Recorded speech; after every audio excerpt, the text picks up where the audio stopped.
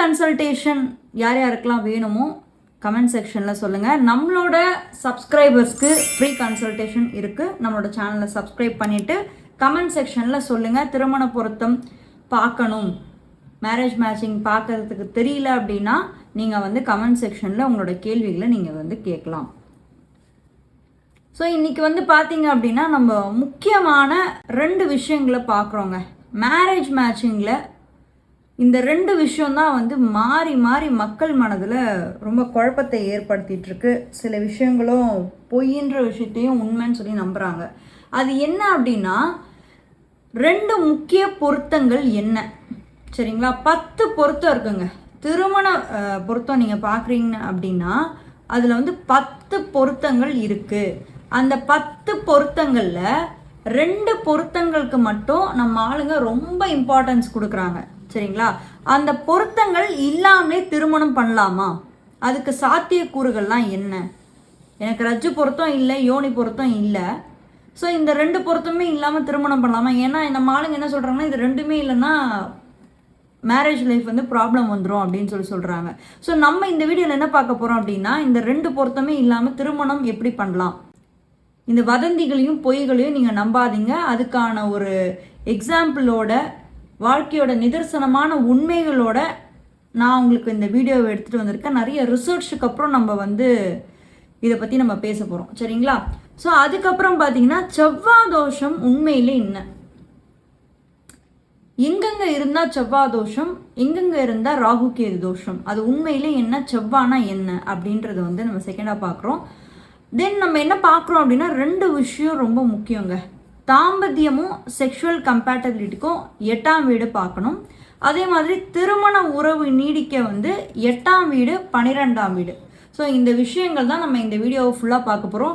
So நீங்கள் பண்ண வேண்டியது என்ன அப்படின்னா இந்த வீடியோவை ஸ்கிப் பண்ணாமல் பார்த்தீங்கன்னா மட்டும்தான் எதனால் இதெல்லாம் நடக்குது, ஒரு ஆய்வின் அடிப்படையில் தான் நான் உங்களுக்கு இதெல்லாம் சொல்ல போகிறேன். ஸோ இந்த வீடியோவை நீங்கள் ஸ்கிப் பண்ணாமல் ஃபுல்லாக பார்த்தீங்கன்னா மட்டும்தான் இதுக்கான அர்த்தம் என்னன்னு உங்களுக்கு புரிய மக்களே. ஸோ ஃபஸ்ட்டு ரஜ்ஜு பொருத்தம்னா என்ன? நம்ம சொசைட்டியில் வந்து ரஜ்ஜு பொருத்தம்னா என்னன்னே தெரியாமல் அந்த புக்கை வாங்கிட்டு, அந்த 10 பொருத்தம் புக்கை வாங்கிட்டு இந்த பொருத்தம் இல்லை அந்த பொருத்தம் இல்லைன்னு சொல்லிட்டு தூக்கி போட்டு போயிடுறாங்க. ஸோ இப்போ நான் என்ன சொல்கிறேன், உண்மையில் ரஜ்ஜு பொருத்தம்னா என்ன அப்படின்றத நம்ம இந்த வீடியோவில் பார்க்குறோம். இப்போ பார்த்தீங்க அப்படின்னா ரஜ்ஜு பொருத்தத்தை வந்து மனித உடலோட தான் வந்து சேர்க்குறாங்க. மனித உடல் அமைப்பில் தான் ரஜ்ஜு பொருத்தம் வந்து இருக்குது, சரிங்களா? ஸோ நம்ம ஃபஸ்ட்டு என்ன பண்ணலாம் அப்படின்னா ஹெட்லேருந்து வருவோம், ஓகேங்களா? ஸோ இது ஒரு மனித உடல், உங்களுக்கு ஒரு எக்ஸாம்பிளுக்காக புரியணும், நார்மலாக சொன்னால் புரியாது இல்லையா? ஸோ மனித உடலை ஒரு எக்ஸாம்பிளாக எடுத்துக்கிறேன். அதில் சிரசு அப்படின்னா தலைப்பகுதி, ஓகேங்களா, ஹெட்டு. ஸோ இந்த ஹெட்டை வந்து ஆளுமை செய்கிறது யாருன்னு பார்த்தீங்கன்னா செவ்வாய். இந்த நட்சத்திரங்கள், இந்த இடத்துக்கு வரக்கூடிய நட்சத்திரங்கள்லாம் என்னென்னா மிருகசீரிஷம், சித்திரை, அவிட்டம், சரிங்களா? இது வந்து தலைப்பகுதி, சிரசு ரஜ்ஜு. இப்போ இந்த சந்திரனோட நட்சத்திரங்களோட ராகு நட்சத்திரங்களை இணைச்சா அது வந்து கழுத்து ரஜ்ஜு அப்படின்னு சொல்கிறாங்க. இந்த சந்திரன் நட்சத்திரங்கள் 3 இருக்கு இல்லைங்களா, ரோஹிணி, அஸ்தம், திருவோணம், இதோட இந்த ராகுவோட நட்சத்திரங்கள்லாம் என்ன, திருவாதிரை, சுவாதி, சதயம், இந்த நட்சத்திரங்களோட இது வந்து இணைச்சிங்க அப்படின்னா அது வந்து கழுத்து ரஜ்ஜு, திருமணம் செய்யக்கூடாது அப்படின்னு சொல்கிறாங்க. அதுக்கப்புறம் இன்னொன்று வாங்க, வயிறு ரஜ்ஜுனா என்னன்னு சொல்கிறாங்கன்னு பார்ப்போம். வயிறு ரஜ்ஜுனா சூரியனும் குருவோட நட்சத்திரங்களை தான் வந்து வயிறு ரஜ்ஜிக்கு வந்து கொண்டு வராங்க. சூரியனோட நட்சத்திரங்கள்லாம் என்ன அப்படின்னு நீங்கள் ஃபஸ்ட்டு பார்த்தீங்கன்னா கிருத்திகை, உத்திரம், உத்திராடம், இதுதான் வந்து சூரியனோட நட்சத்திரங்கள். அதுக்கப்புறம் குருவோட நட்சத்திரங்கள்லாம் என்னன்னு நீங்கள் பார்த்தீங்க அப்படின்னா புனர்பூசம், விசாகம், புரட்டாதி. இப்போது நான் சொன்னேன் இல்லைங்களா இந்த நட்சத்திரங்கள், இப்போ இந்த சூரியன் நட்சத்திரங்களோட குரு நட்சத்திரங்களை நீங்கள் இணைச்சிங்க அப்படின்னா அது வந்து வயிறு ரஜ்ஜு, அப்படி இணைக்கக்கூடாது. அப்படி இணைச்சிங்க அப்படின்னா வந்து அது வந்து வயிறு ரஜ்ஜி ஆகிடும். ஸோ இது வந்து ஒதுக்கி வைங்க அப்படின்னு சொல்லிடுவாங்க. அதுக்கப்புறம் வாங்க சுக்கிரனோடது. சுக்கிரனோட நட்சத்திரங்கள்லாம் என்ன, பூரம், பூராடம், பரணி, இதுதான் வந்து சுக்கிரனோட நட்சத்திரங்கள். சனியோட நட்சத்திரங்கள் வந்து பூசம், அனுஷம், உத்திரட்டாதி. இப்போ இந்த சுக்கிரனோட நட்சத்திரங்களை சனியோட நட்சத்திரங்களா நீங்கள் இணைச்சிங்கன்னா அது வந்து தொடை ரஜ்ஜு. ஸோ இந்த ரஜ்ஜு பொருத்தம் இல்லை, இதை நீங்கள் ஒதுக்கி வச்சுருங்க. சுக்கிரனோட நட்சத்திரங்களோட சனியோட நட்சத்திரங்களை நீங்கள் சேர்க்கக்கூடாது அப்படின்னு சொல்லுவாங்க. அதுக்கப்புறம் என்ன பண்ணுறாங்க அப்படின்னா கேது ப்ளஸ் புதன் வந்து பாதரஜ்ஜு. கேதுவோட நட்சத்திரங்கள்லாம் என்னென்ன? அஸ்வினி, மகம், மூலம். இது வந்து கேதுவோட நட்சத்திரங்கள். புதன் நட்சத்திரங்கள் என்னன்னா ஆயில்யம், கேட்டை, ரேவதி. இப்போ இந்த கேதுவோட நட்சத்திரங்களோட நீங்கள் புதனோட நட்சத்திரங்களை இணைச்சிங்க அப்படின்னா அது வந்து பாதரஜா ஆகிடும். ஸோ இது ரெண்டுத்தையுமே நீங்கள் இணைக்கக்கூடாது. அப்படி நீங்கள் இணைக்கிறீங்க அப்படின்னா அவங்களோட மேரேஜ் லைஃப்பில் ப்ராப்ளம்ஸ் வரும். அண்ட் தென் வந்து இந்த கேது வந்து பார்த்தீங்கன்னு வச்சுக்கோங்களேன், அந்த மேரேஜ் லைஃப்பில் வந்து நிம்மதியாக வாழ விட மாட்டார். ஸோ புதன் வந்து பார்த்தீங்கன்னா எப்பயுமே இந்த புதன் சார்ந்து இருக்கவங்க பார்த்தீங்கன்னா எப்பயுமே வந்து அந்த அட்டென்ஷன் சீக் பண்ணிக்கிட்டு இருப்பாங்க. கேது வந்து இந்த ஸ்பிரிச்சுவல் பிளானட் அப்படின்றதுனால இந்த மாதிரி இருக்கவங்களை நீங்கள் இணைச்சிங்க அப்படின்னா அது வந்து பாதரஜா மாறிடும். அப்புறம் லைஃப் லாங் அவங்களுக்கு வந்து மேரேஜ் லைஃப்பில் வந்து பெரிய அளவில் வாழ முடியாது. இதுதாங்க கான்செப்ட். இந்த மாதிரி இவங்க வந்து பிரித்து சொல்கிறாங்க இல்லைங்களா, இதெல்லாம் வந்து உண்மையான்னு பார்த்தீங்கன்னா இதெல்லாம் வந்து முழுக்க முழுக்க பொய்ங்க. இதெல்லாம் வந்து உண்மையே கிடையாது. ஃபார் எக்ஸாம்பிளுக்கு சொல்கிறேன், நீங்கள் வந்து சந்திரன் நட்சத்திரத்தில் இருக்கவங்களோட ராகு நட்சத்திரத்தில் சேர்த்திங்க அப்படின்னா அது கழுத்து ரஜ்ஜுன்னு சொல்கிறாங்க இல்லைங்களா, கண்டம் வந்துடும், மரணம் வந்துடும்னு சொல்கிறாங்க. இதுக்கு நான் வந்து உங்களுக்கு எக்ஸாம்பிளாகவே காமிச்சிடுறேன் எப்படியெல்லாம் நம்ம ஆளுங்க வந்து ஏமாந்து போயிட்டுருக்காங்க அப்படின்றத நீங்கள் வந்து ஒரு எக்ஸாம்பிளாகவே பாருங்கள். இப்போ இங்கே பார்த்தீங்கன்னா உங்களுக்கே தெரியும், ஸ்திரீ புருஷர்களுக்கு வேறு வேறு ரஜ்ஜாயிலும் ஒரே ரஜ்ஜு விஷயத்தில் ஒருவருக்கு ஏறுமுகமாகவும் மற்றவருக்கு இறங்குமுகமாகவும் இருப்பின் உத்தமம். ஒரே ரஜ்ஜு விஷயத்தில் ஒருவருக்கு ஏறுமுகமோ இருவருக்கு இறக்குமுகமோ ஆனால் ரஜ்ஜு பொருத்தம் இல்லை. அதில் பாதரஜ்ஜு ஆகில் தேசாந்திரம், தொடைரஜ்ஜு ஆகில் செல்வம் நாசம், உதிரரஜ்ஜு ஆகில் சந்ததி நாசம், கண்டரஜ்ஜு ஆகில் ஸ்திரீ நாசம், சிரசு ரஜ்ஜு ஆகில் புருஷன் நாசம். அதாவது இப்படியெல்லாம் இணைச்சிங்க அப்படின்னா இந்த மாதிரி வந்து சந்திரன் நட்சத்திரங்களோட ராகு நட்சத்திரத்தோட இணைச்சிங்க அப்படின்னா கழுத்து ரஜ்ஜு வந்து செட் ஆகாது. இப்படிலாம் நீங்கள் இணைச்சிங்க அப்படின்னா நாசம் சொல்லி பஞ்சாங்கத்தில் போட்டிருக்காங்க. இந்த மாதிரி எத்தனை பேர் ஏமாந்து போயிருக்கீங்க அது மட்டும் நீங்கள் கமெண்ட் செக்ஷனில் சொல்லுங்களேன். இப்படி இந்த ரஜ்ஜு பொருத்தத்தை பார்த்து எத்தனை பேர் ஏமாந்து போயிருக்கீங்க. ஒன்று தெரிஞ்சுக்கோங்க மக்களே, காலநிலை மாற்றம் அடைய அடைய ஜோதிடமும் மாற்றம் அடையும். சரிங்களா? 1950 நம்ம வந்து அஸ்ட்ராலஜியை பார்த்த மாதிரி இப்போ யாருமே பார்க்கல, எல்லாமே வந்து மாறிடுச்சு. ஓகேங்களா? ஸோ இந்த மாதிரி கழுத்து ரஜ்ஜு, வயிறு ரஜ்ஜு, தொடை ரஜ்ஜு, பாத ரஜ்ஜு, இந்த மாதிரி விஷயங்களை வந்து நம்பி இனிமே யாரும் ஏமாறாதீங்க. 10 பொருத்தத்திலே ரொம்ப இம்பார்ட்டண்ட்டாக பார்க்குற பொருத்தம் என்னன்னு பார்த்தீங்கன்னா ரஜ்ஜுக்கு அப்புறமா யோனி தாங்க. இந்த யோனி பொருத்தம்னா ஃபர்ஸ்ட் என்னன்னு பார்த்தீங்கன்னா கணவன் மனைவிக்கு இடையில உள்ள இந்த தாம்பத்திய உறவு, அதாவது செக்ஷுவல் கம்பேட்டபிலிட்டின்னு சொல்லலாம். அந்த செக்ஷுவல் கம்பேட்டபிலிட்டி தான் வந்து யோனி பொருத்தம்னு சொல்கிறாங்க. நம்ம பாரம்பரிய ஜோதிடத்தில், அதாவது நம்ம பாரம்பரிய அஸ்ட்ராலஜியில் வந்து இந்த யோனி பொருத்தத்துக்கு வந்து விலங்குகளோட வந்து நட்சத்திரங்களை வந்து சேர்த்துருக்காங்க. ஓகேங்களா? இப்போ நீங்கள் பூர நட்சத்திரம் எடுத்துக்கிட்டிங்கன்னா அதோடைய விலங்கு வந்து என்னவா இருக்குது அப்படின்னா எலியாக இருக்குது. அப்போது 27 நட்சத்திரங்கள் இருக்குது. ஸோ டோட்டலி வந்து 27 நட்சத்திராஸுக்கும் ஒவ்வொரு விலங்குகள் இருக்குது. ஓகேவா? ஸோ இந்த விலங்குகளோட இதை நீங்கள் மேட்ச் பண்ணிங்கன்னா வந்து திருமண வாழ்க்கையில் பிரச்சனைகள், பிரிவுகள், சண்டைகள், செக்ஷுவல் கம்பேட்டபிலிட்டி பெருசாக நல்லா இருக்காது அப்படின்னு சொல்லி பிரித்து இந்த யோனி பொருத்தத்துக்கு கொடுத்துருக்காங்க. ஸோ இந்த யோனி பொருத்தம் உண்மையாக பொய்யா அதை நம்ம பார்ப்போம். இப்போ பாருங்கள், இதில் ஒரு எக்ஸாம்பிள் எடுத்துப்போம். பாம்பு, எலி. ஓகேங்களா? இந்த யோனி பொருத்தத்தில் பகைகள்லாம் என்ன, எது கூட சேர்க்கக்கூடாது அப்படின்னு சொல்லி கொடுத்துருக்காங்க. பாம்பையும் எலியையும் நீங்கள் வந்து சேர்க்கக்கூடாது. இந்த இடத்துல பாம்பு வந்து எந்த நட்சத்திரத்துக்கு கொடுத்துருக்காங்கன்னா ரோஹிணி, மிருகசீரிஷம் வந்து பாம்புகள்னு சொல்லி கொடுத்துருக்காங்க. எலி வந்து எதுக்கு கொடுத்துருக்காங்கன்னா மகத்துக்கும் பூரத்துக்கும் கொடுத்துருக்காங்க. இப்போ நீங்கள் இந்த விலங்குகள் நான் சொன்னேன் இல்லைங்க, 27 நட்சத்திரத்துக்கும் 27 விலங்குகள் இருக்குது. அப்போ நீங்கள் வந்து இந்த ரோஹிணி நட்சத்திரக்காரர்களும் இந்த மிருகசீரிஷ நட்சத்திரக்காரர்களும் மகம், பூரம் நட்சத்திரத்தில் இருக்கவங்க திருமணம் பண்ணக்கூடாது. ஏன்னா இந்த ரோஹிணி, மிருகசீரிஷத்தில் இருக்கவங்க வந்து பாம்பாகவும் மகம் பூரத்தில் இருக்கவங்க வந்து எலியாகும் அப்படின்னு சொல்லிட்டாங்க. ஸோ இந்த மாதிரி நீங்கள் பண்ணீங்க அப்படின்னா மேரேஜ் மேட்சிங் வந்து செட் ஆகாது. திருமண வாழ்க்கையில் நிறைய பிரச்சனைகள் வரும். அது மட்டும் இல்லாமல் செக்ஷுவல் கம்பேட்டபிலிட்டின்னு சொல்கிறாங்க இல்லைங்களா, தாம்பத்திய உறவு, தாம்பத்திய சுகம், அது வந்து இந்த நட்சத்திரக்காரங்களோட இணைக்கும் போது பெரிய அளவில் இருக்காது. ஸோ இப்போ இப்படி சொல்கிறாங்க இல்லையா, இது மட்டும் இல்லை, இந்த பாம்பு எலி மட்டும் இல்லை. அடுத்து வாங்க, சிங்கமும் யானையும். சிங்கம் வந்து எந்த நட்சத்திரம்? அவிட்டம் பூரட்டாதி வந்து சிங்கம்ன்றாங்க, பரணி ரேவதியை வந்து யானைன்றாங்க. அப்போ நீங்கள் அவிட்ட நட்சத்திரத்தில் பிறந்தவங்களும் பூரட்டாதி நட்சத்திரத்தில் பிறந்தவங்களும் பரணி ரேவதியை வந்து மேரேஜ் பண்ணக்கூடாதா? சிங்கமும் யானையுமா? இதெல்லாம் உண்மையே கிடையாதுங்க. இந்த மாதிரி நட்சத்திரங்களுக்கு ஒவ்வொரு விலங்கை கொடுத்துட்டு இதுக்கான செக்ஷுவல் கம்பேட்டபிலிட்டி இதுதான் அப்படின்னு சொல்கிற விஷயங்கள் வந்து எதுவுமே வந்து உண்மையே கிடையாது. ஏன் அப்படின்னா, இதுதான் உங்களோட சார்ட்டுன்னு வச்சுக்கோங்களேன், உங்களுடைய ஹாரோஸ்கோப். உங்களுடைய ஹாரோஸ்கோப்பில் வந்து உங்களோட ஜாதக கட்டத்தில் வந்து லக்னம் தான் வந்து உங்களை குறிக்கும். சரிங்களா? உங்களோட லக்னத்திலிருந்து 7ஆம் இடம் வந்து திருமண வீடு. அந்த திருமண வீடு அடுத்து இருக்கக்கூடிய வீடு தான் வந்து 8ஆம் வீடு, உங்களுடைய செக்ஷுவல் கம்பேட்டபிலிட்டியை குறிக்கக்கூடிய வீடு. இதுதான் நான் சொல்லியிருக்கேன். 2 விஷயம் நீங்கள் முக்கியமாக பார்க்கணும் அப்படின்னு சொன்னேன் இல்லைங்களா, அதுதான் இந்த விஷயம். தாம்பத்தியம் செக்ஷுவல் கம்பேட்டபிலிட்டிக்கு வந்து 8th ஹவுஸை பார்க்கணும்.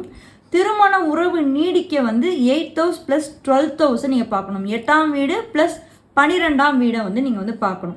இப்போ நீங்கள் மேஷ லக்னக்காரராக இருக்கீங்கன்னு வச்சுக்கோங்களேன், உங்கள் லக்னம் விழுந்திருக்க இடம் வந்து மேஷமாக இருக்குது அப்படின்னா உங்கள் லக்னத்துலேருந்து 7ஆம் வீடு எதுவாக வருது? சுக்கிரனோட வீடு, துலாம். ஸோ இந்த வீட்டில் இருந்து 8ஆம் வீடு என்னவா வருது? செவ்வாயோட வீடு. செவ்வாய் வந்து 8ஆம் வீடு. இந்த செவ்வாயோட 8ஆம் வீடு எது இதெல்லாம் குறிக்குது ஜோதிடத்தில்? 8ஆம் வீடு எது இதெல்லாம் நீங்கள் பார்த்தீங்க அப்படின்னா மேரேஜ் லைஃப்க்கு அதுக்கப்புறம் இருக்கக்கூடிய ப்ரைவேட் லைஃப்.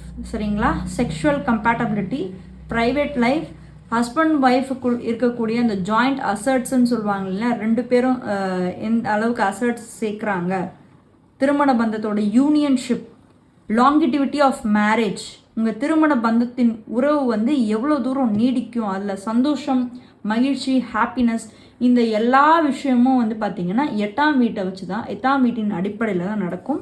அதுக்கப்புறம் 8th house plus 12th house.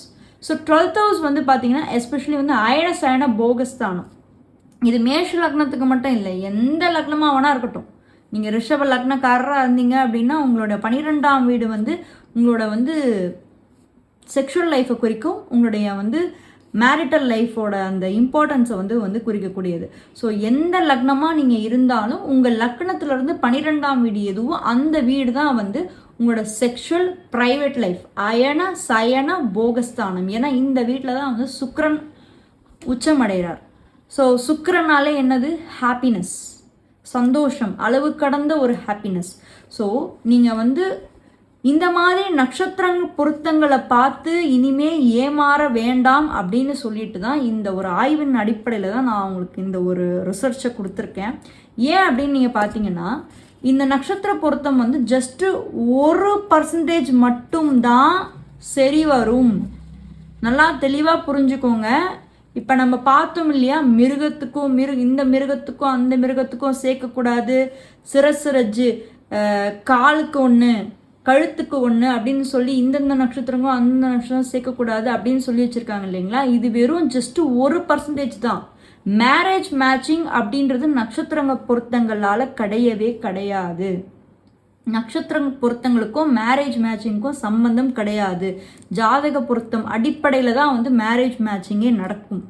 சரிங்களா? ஸோ இந்த செக்ஷுவல் கம்பேட்டபிலிட்டி அப்படின்ற ஒரு விஷயம் வந்து 8ஆம் வீடும் 12ஆம் வீடும் தான் சம்மந்தப்படுது.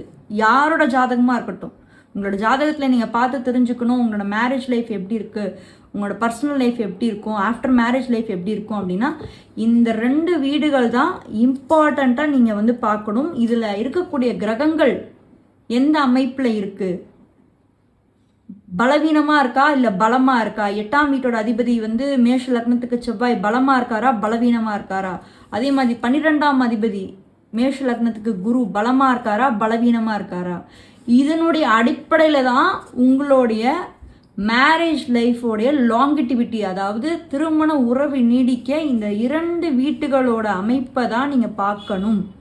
அதை விட்டுட்டு இந்த ரஜ்ஜு பொருத்தம் இல்லை, யோனி பொருத்தம் இல்லை, நம்ம ஆளுங்க வந்து இது 2மே இல்லை, மேரேஜே பண்ணக்கூடாது, அப்படின்னு சொல்கிறாங்கன்னா அதை நம்பாதீங்க. நிறைய பேர் லவ் பண்ணிகிட்ருப்பீங்க, நீங்கள் போயிட்டு பார்க்கும்போது இது ரெண்டுமே இல்லைன்னு சொல்லிட்டு நிறைய காதல் முறிவுகளும் திருமண பந்தத்தில் பிரிவுகளும் நிறைய ஏற்பட்டிருக்கு. ஸோ இனிமேலாவது நீங்கள் வந்து கேர்ஃபுல்லாக மேரேஜ் மேட்சிங் பார்க்கும்போது என்னென்ன தவறுகள் பண்ணுறீங்கன்றத கொஞ்சம் கேர்ஃபுல்லாக பாருங்கள். இது ஒரு பக்கம் இருக்கட்டும். அதுக்கப்புறம் நம்ம ஆளுங்க ரொம்ப பெரிய தப்பு பண்ணிட்டு இருக்காங்க. என்ன பண்ணுறாங்கன்னா, செவ்வாய் தோஷம் உண்மையில் என்ன, செவ்வான்றது தோஷமா அப்படின்னு நீங்கள் பார்த்தீங்கன்னா, செவ்வான்றது தோஷம் கிடையாது. ஏன்னா செவ்வாவோட குணாதிசயங்கள் தான் உங்களோட மேரேஜ் லைஃப்பில் வந்து பாதிப்பை ஏற்படுத்தி கொடுக்கும். சரிங்களா? இப்போ அதே மாதிரி செவ்வாய் எங்கெங்கெல்லாம் இருந்தால் தோஷம்னு நம்ம சொல்கிறோம், 2, 4, 7, 8, 12. சரிங்களா? ஸோ அப்போது செவ்வாய் வந்து 2ஆம் இடத்துல இருக்காருன்னு வச்சுக்கோங்களேன். 2ஆம் இடம் அப்படின்றது என்னது, உங்களுடைய குடும்பஸ்தானம். சரிங்களா? 4ஆம் இடம் அப்படின்றது உங்களுடைய சுகஸ்தானம். 7ஆம் இடம் அப்படின்றது வந்து உங்களோட திருமணஸ்தானம். 8ஆம் வீடு நான் இதுக்கு முன்னாடி தான் சொன்னேன், உங்களோட செக்ஷுவல் மேரேஜ் லைஃப் நீடிக்கக்கூடிய வீடு பார்க்குறதுக்கு வந்து 8ஆம் வீட்டை பார்க்கணும். 12ஆம் வீடு வந்து அயனசயன போகஸ்தானம். ஸோ செவ்வாய் இந்த மாதிரி இடங்கள்ல இருந்தால் அதை வந்து தோஷம்னு சொல்கிறாங்க. அது தோஷம் கிடையாது. செவ்வாயோட குணாதிசயங்கள்லாம் என்ன ஃபஸ்ட்டு தெரிஞ்சுக்கோங்க. செவ்வாயோட குணாதிசயங்கள் வந்து கோபம், ஆத்திரம், சண்டைகள், கோவத்தில் பேசக்கூடியது, சண்டைகள். மேரேஜ் லைஃப்பில் வந்து செவ்வாய் வந்து எப்பயுமே கோவமாக இருக்கக்கூடிய ஒரு பிளானட் அப்படின்றதுனால அவர் வந்து எப்பயுமே வந்து ஒரு அப்பர் ஸ்டாண்டு தான். அந்த லீடர்ஷிப் குவாலிட்டிஸ் இருக்கும், ஒரு அப்பர் ஸ்டாண்டில் நிற்பார். அந்த ஈகோ, அந்த ப்ரைடு, நான் தான் அப்படின்ற ஒரு விஷயம் வந்து செவ்வாய் கிட்டே இருக்கும். ஆனால் மேரேஜ் லைஃப்பில் இந்த மாதிரி விஷயங்களுக்கு நீங்கள் கொண்டு வந்தீங்கன்னா அந்த இடத்துல கொஞ்சம் ப்ராப்ளம்ஸ் வரும். அந்த இடத்துல செவ்வாய்க்கு உண்டான காரகத்துவங்கள் தான் அதிகமாக இருக்குமே தவிர அந்த இடத்துல வந்து சுக்கிரனுக்கு உண்டான காரகத்துவங்கள் தான் மெயினாக நம்ம பார்ப்போம். அந்த அட்ஜஸ்ட்மெண்ட், காம்ப்ரமைஸு, விட்டு கொடுத்து போகிறது. ஸோ இதெல்லாமே வந்து சுக்கிரனுக்கு உண்டான ஒரு விஷயங்கள். அப்போ செவ்வாய் வந்து 2ஆம் இடத்துல, 4ஆம் இடத்துல, 7ஆம் இடத்துல, 8ஆம் இடத்துல, 12ஆம் இடத்துல இருக்கும்போது, உங்களுக்கு 2ஆம் இடத்துல இருக்கும்போது குடும்பங்களில் நிறைய சண்டைகள், பிரச்சனைகள் ஏற்படும். 4ஆம் இடம் சுகஸ்தானத்தில் இருக்கும்போது மாமியார் மருமகளுக்குள்ள, ஏன்னா 4ஆம் வீடு அப்படின்றது தாய். ஒரு பெண்ணோட ஜாதகத்தில் செவ்வாய் வந்து 4ஆம் வீட்டில் இருக்குது அப்படின்னா ரொம்ப கேர்ஃபுல்லாக இருக்கணும் ஆஃப்டர் மேரேஜ் லைஃப்பில். 7ஆம் வீட்டில் செவ்வாய் இருக்குது அப்படின்ற பட்சத்தில் வந்து கணவன் மனைவி உறவில் வந்து நிறைய சண்டைகள் வரும். சரிங்களா? ஸோ இந்த மாதிரி செவ்வாய் அவரோட குணாதிசயத்தை தான் காட்டுறாரு. ஆனால் நீங்கள் என்ன நினச்சிக்கிறீங்க, அதை வந்து தோஷம்னு நினச்சிட்டு அதுக்கு ஒரு பரிகாரம்னு ஒன்று பண்ணுறீங்க. ஸோ இந்த தோஷம் பரிகாரம் அப்படின்றது ஃபஸ்ட்டு உண்மையே இல்லை. இனிமேல் இதை தயவு செஞ்சு யாரும் நம்பி ஏமாறாதீங்க. ஓகேங்களா? அடுத்து வந்து பார்த்தீங்கன்னா ராகு கேது தோஷம். அதாவது எப்படின்னா, உங்களோட சுய ஜாதகத்தை எடுத்துக்கோங்க. உங்களோட சுய ஜாதகத்தில் ராகு வந்து லக்னத்தில் இருந்து 7ஆம் இடத்துல கேது இருந்தால் அது வந்து நாகதோஷம், இல்லைன்னா ராகு கேதோஷம்.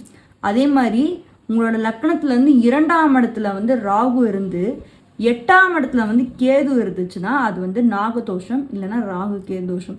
சுத்தமான பொய்ங்க இது, சுத்தமான பொய்.